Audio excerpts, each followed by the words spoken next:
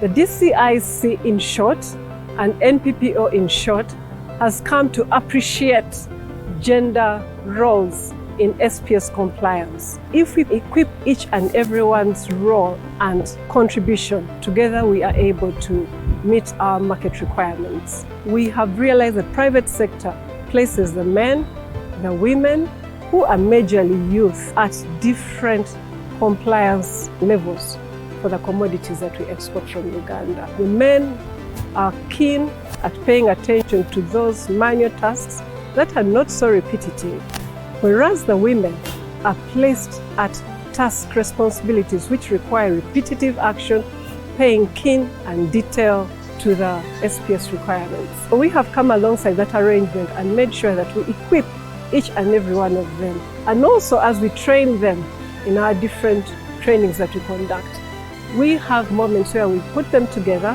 and ensure that they each listen to the relevance and importance of each one's role and tell them that this is key for the overall compliance as a company, as a country. It has also made the women realize how important they are. So they are now empowered, they feel important, and together we are able to see progressive SPS compliance. In Uganda, 70% of the employees in the horticulture sector at packhouse level are women. And also 70% for the flower sector are women. It's important, we as regulators, to empower and ensure we get specific tailored courses and give them the due attention to ensure that they feel responsible in this value chain. Another important aspect is that the regulatory frameworks need to have that gender perspective. Systems approach that we are implementing as NPPO Uganda is a very good regulatory framework in our own perspective, because women, youth are all now involved in ensuring SPS. Because initially, when we focused on pest management in production places, you see that majorly it's the men who apply pesticides. This was not giving us the compliance levels that we expected because, of course, the pest pressure is high, the pest incidence is high. But now when the systems approach came into perspective, we see that along the value chain, all men, women, youth are now able to know that they play a very important role in ensuring SPS. So more and more we need to try and target those policies, regulatory frameworks that enable inclusion, the access of finances in pest control, in SPS compliance. NPPO Uganda is now implementing a lead farmer model. It is key for the regulators to put a face to regulation.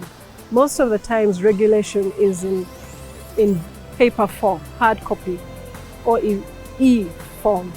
And sometimes it's difficult for some of these women to get these documents, access them, internalize them, even to know where to access them.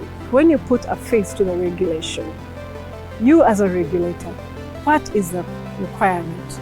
Then you interpret it to our farmers, both women and men.